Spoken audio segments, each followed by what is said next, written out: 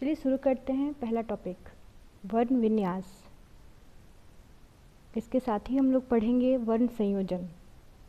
वर्ण विन्यास अर्थात वर्णों का तोड़ना, वर्ण संयोजन वर्णों को संयोजित करना, वर्ण विन्यास। इसके पहले इस शब्द का मतलब विन्यास अर्थात संयोजन का मतलब डिस्कस करने से पहले हम लोग को ये जानना जरूरी है कि वर्ण क्या होता है।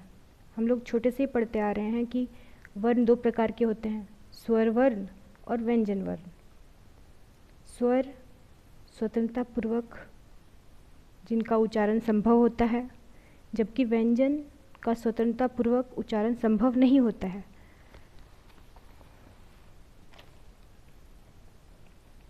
इसके साथ ही वर्ण किसे कहते हैं?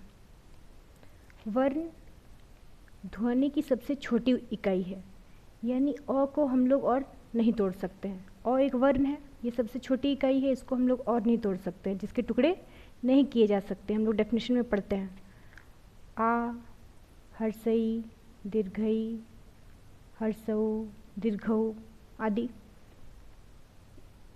इसके अलावा क, ख, ग हम लोग जानते हैं कि इन सबको वर्ण कहते हैं।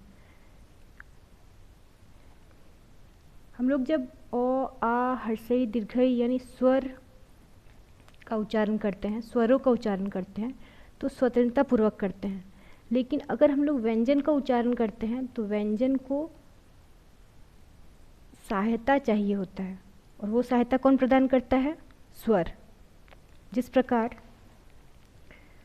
व्यंजन से हम लोग शब्द बनाते हैं, व्यंजन और स्वर से मिलके शब्द बनता है। जैसे हम लिखे कौलकल, ठीक है, एक छोटा सा वर्ड लिखे, इसमें क भी है और ल भी है, लेकिन व्यंजन अकेला नहीं है, व्यंजन के साथ स्वर छुपा हुआ है।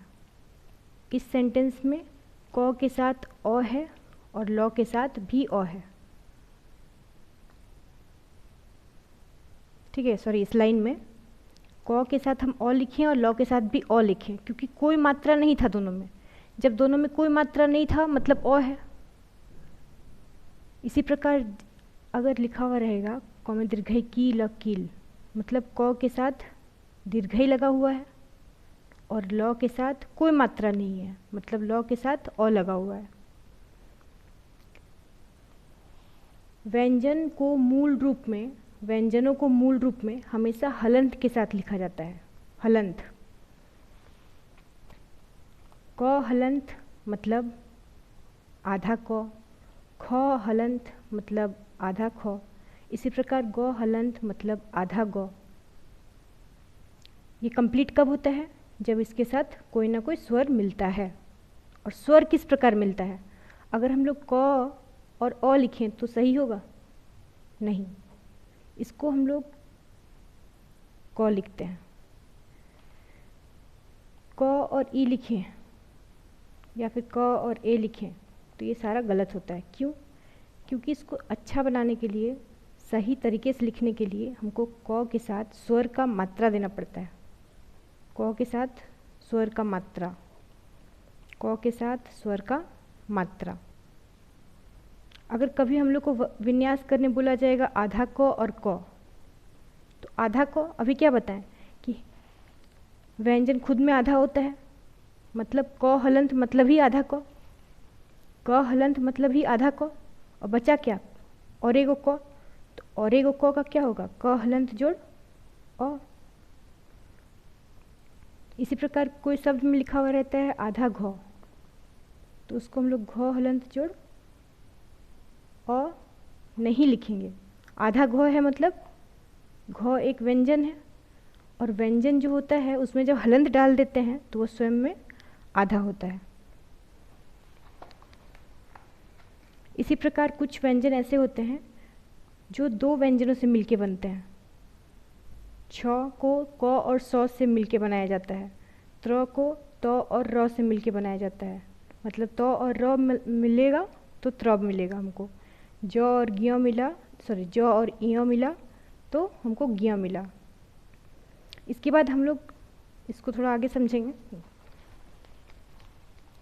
जैसे छ एक व्यंजन है, इसमें भी तो हलंत होना चाहिए था, चलिए हलंत लगा देते हैं।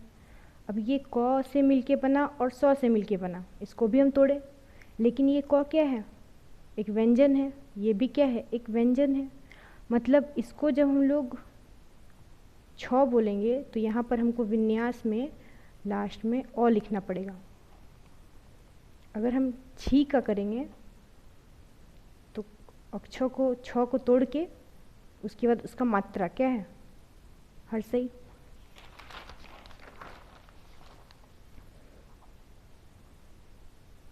छ हलंत जोड़ हर्षई नहीं लिखेंगे क्योंकि ये संयुक्त व्यंजन है, इसको क जोड़ स जोड़ ई लिखेंगे, ठीक है।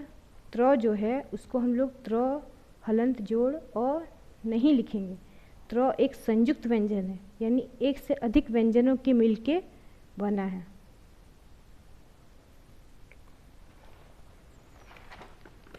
हम लोग ये देखें कि स्वर अपने मात्रा के फॉर्म में रहता है, मात्रा के फॉर्म में लगता है, उसी प्रकार ये सबसे इम्पॉर्टेंट है।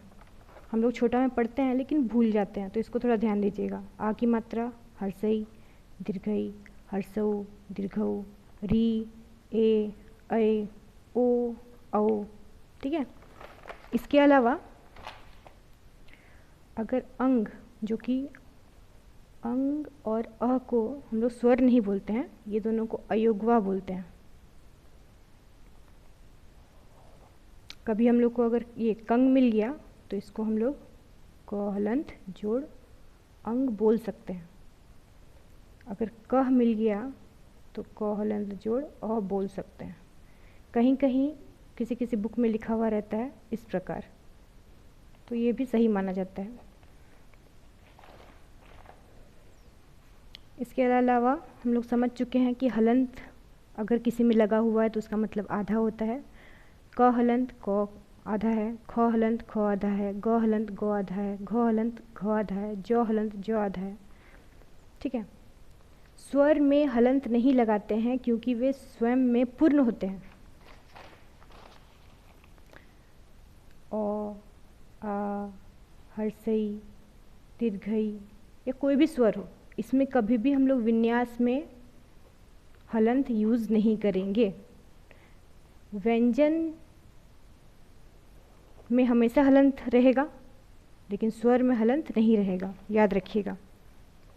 जैसे हम तोड़ रहे हैं, का को तोड़ेंगे तो क हलंत जोड़ आ, का। की को अगर तोड़ेंगे तो क हलंत जोड़ ई। इसी प्रकार आप देख सकते हैं। बाकी छोटे छोटे वीडियोज़ में ये सब हम बता चुके हैं, बट आज शुरू से लास्ट तक इस टॉपिक को कंप्लीट करने का सोचे हैं। क में हर्षई की, क में दीर्घई की, क में हर्षऊ कु। वर्ण विन्यास का सबसे इम्पॉर्टेंट बात ये होता है कि जब हम लोग को अगर विन्यास करने बोला गया है, मतलब तोड़ने बोला गया है, तो अगर मान लीजिए का लिखा हुआ रहेगा, उसका विन्यास करना है। क्या करना है? वर्ण विन्यास करना है। तो इसको यानी हम लोग तोड़ रहे हैं, लेकिन अगर इसका उल्टा दिया हुआ रहेगा, ठीक है, इसको पूरा करो, तो क हलंत जोड़ आ क्या होता है? का। मतलब इधर से इधर जाएंगे तो इसको विन्यास बोलेंगे, और इधर से इधर जाएंगे तो इसको संयोजन बोलेंगे, ठीक है। कभी भी अगर हम लोग वर्ण का विन्यास करते हैं तो उसके बाद चेक करेंगे कि वो जो विन्यास है वो मेरा सही है कि नहीं। वो चेक करने के लिए हम लोग इसको थोड़ी देर के लिए मूंद देंगे, ठीक है, ढक देंगे, और चेक करेंगे कि क हलंत जोड़ आ हम कर लिए, तो ये दोनों मिलके क्या क्या बनेगा? क हलंत मतलब क, आ मिला इसका मात्रा के साथ मतलब आ, मतलब का, यानी मेरा सही है, ठीक है।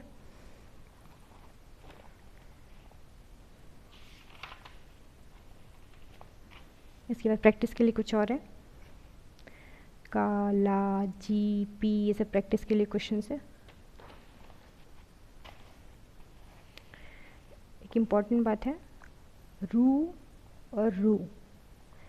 रू मतलब होता है रॉ में हर्षऊ, और रॉ में हलंत देना मत भूलिएगा। ये रॉ में दीर्घऊ है तो रॉ हलंत जोड़ दीर्घऊ।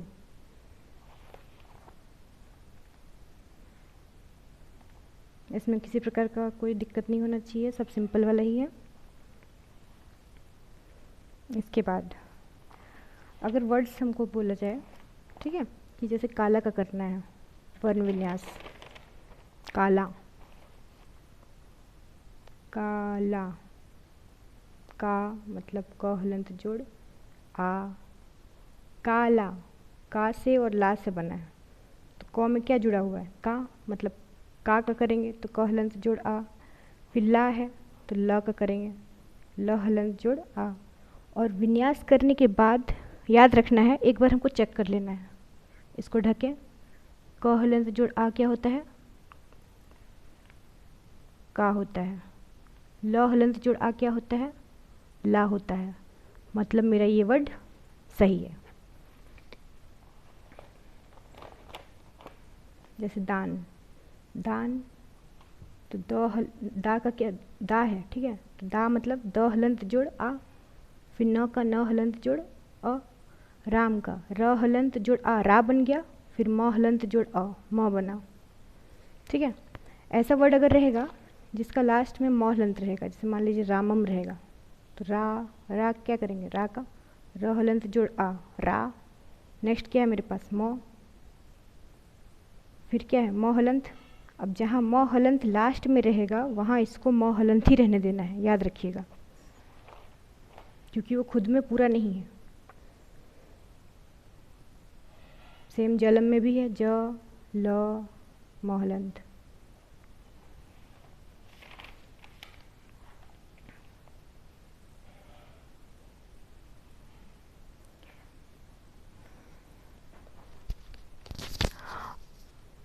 क्ष त्र ज्ञ स्र ये सब हम लोग समझ चुके हैं, आधा क वाला समझ चुके हैं, आधा च वाला समझ चुके हैं। एक एग्जाम्पल हम लोग लेते हैं हय का, हया मतलब बीता हुआ कल, तो इसका ये ह और य से मिलके बना होता है। लेकिन ऐसा क्वेश्चन में हम लोग को समझ में नहीं आता है कि छोटा कौन है और बड़ा कौन है, लगता तो है कि संयुक्त है, लेकिन याद रखिएगा संयुक्त व्यंजन में पहला वाला हमेशा छोटा होता है, मतलब पहला वाला हमेशा आधा होता है, और दूसरा वाला में हम लोग मात्रा लगाते हैं, ठीक है। जैसे हम लोग त्र लिखे थे ना, तो त्र तो ये दो वर्ड वाला, दो अक्षर वाला टाइप नहीं दिख रहा है, बट ये तो और र तो था, ठीक है। और क्या बोले, पहला वाला खुद में आधा रखेंगे, जो संयुक्त व्यंजन होगा वो सब में पहला वाले को आधा रखेंगे और दूसरा वाला को कंप्लीट करेंगे, ठीक है। इसको हम लोग कंप्लीट कर दिए। मान लीजिए क्र है, ठीक है, क्र उच्चारण से लग रहा है कि क और र मिल के बना है, लेकिन दिख रहा है क है, ट्र हो गया, क्र हो गया, प्र हो गया, लग रहा है कि जो बड़ा लिखा हुआ है वो वाला बड़ा है, आधा नहीं है, वो पूरा है, लेकिन ऐसा नहीं होता है। इसमें बहुत जन गलती करते हैं कि क्र में लिख देते हैं क जोड़ अ जोड़ र, जो गलती होता है, ठीक है। क्र है मतलब आधा क है, बार बार बोल रहे हैं, संयुक्त व्यंजन में पहला वाला में हलंत होता है, पहला वाला इनकम्प्लीट होता है और दूसरा वाला में मात्रा लगता है। पहला वाला इनकम्प्लीट होगा, ठीक है, और दूसरा वाला में मात्रा लगेगा। पहला वाला इनकम्प्लीट मतलब इसमें कोई मात्रा, कोई व्यंजन, सॉरी कोई स्वर नहीं लगाएंगे।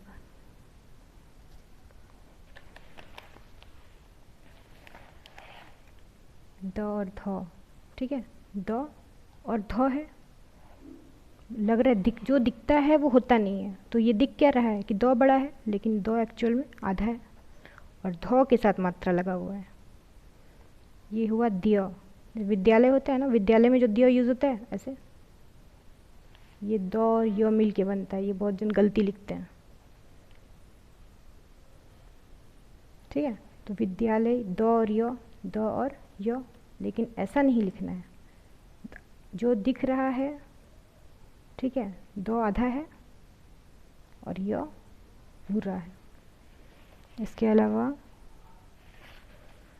और चलिए और एक कर लेते हैं, ग्र मतलब ग हलंत जोड़ र हलंत जोड़ अ, सेम वही चीज़ है।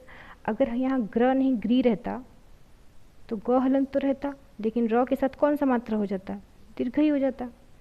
अगर मान लीजिए ग्री रहता तो क और र तो रहता, लेकिन साथ में मात्रा कौन सा लग जाता, हर से ही लग जाता।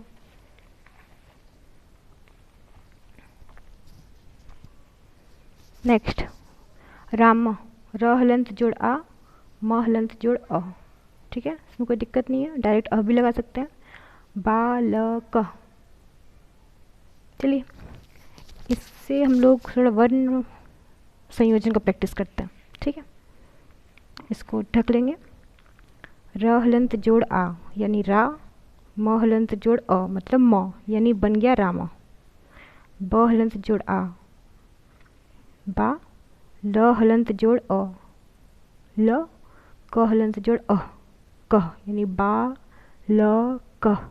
ठीक है, घ हलंत जोड़ अ घ, ट हलंत जोड़ अ यानी घ ट अ यानी घट।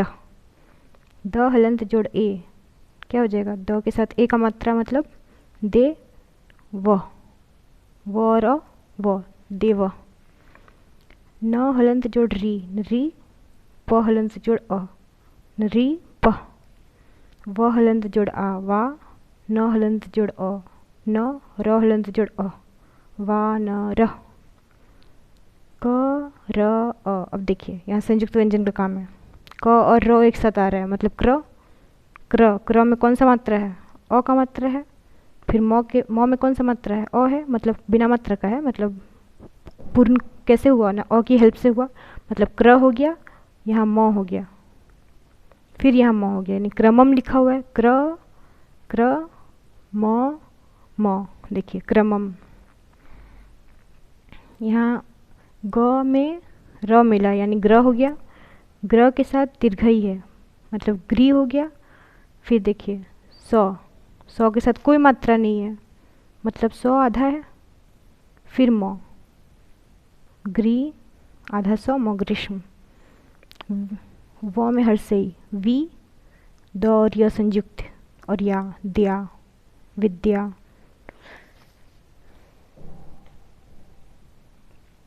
ये ऊपर वाला रॉ एक हम रेफ जो लगा हुआ रहता है, ये रेफ उच्चारण कैसे जैसा लगेगा। ठीक है, रेफ में जो रॉ होता है वो आधा होता है, और वो देखिए एक सेकेंड,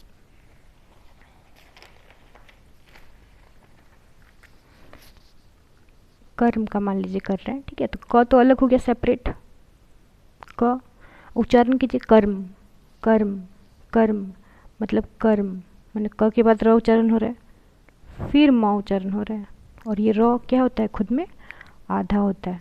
तो याद रखिएगा, ये ऊपर वाला जो रेफ होता है वो आधा होता है, और ये म के बाद मत डाल दीजिएगा, म के पहले होगा, क के बाद होगा, क के जस्ट बाद होगा।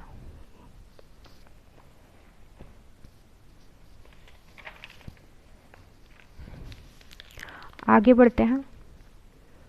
बुद्धि द्वितीया, ती ती ती ती हाँ ठीक है। क्रीम, त्रिशूल, अक्षी। देखिए यहाँ पर एक इम्पॉर्टेंट बात है, स्वर अगर वर्ड में यूज़ होता है तो वहाँ देखिए स्वर को हम लोग अकेला लिखेंगे, उसके साथ किसी भी प्रकार का छेड़खानी नहीं करना है। अ हो गया, और डायरेक्ट आया है तो डायरेक्ट लिखेंगे। ठीक है, जैसे मान लीजिए हम ईंट का कर रहे हैं। ठीक है, ईंट ईंट थोड़ा सा ही हो जाएगा, ईख।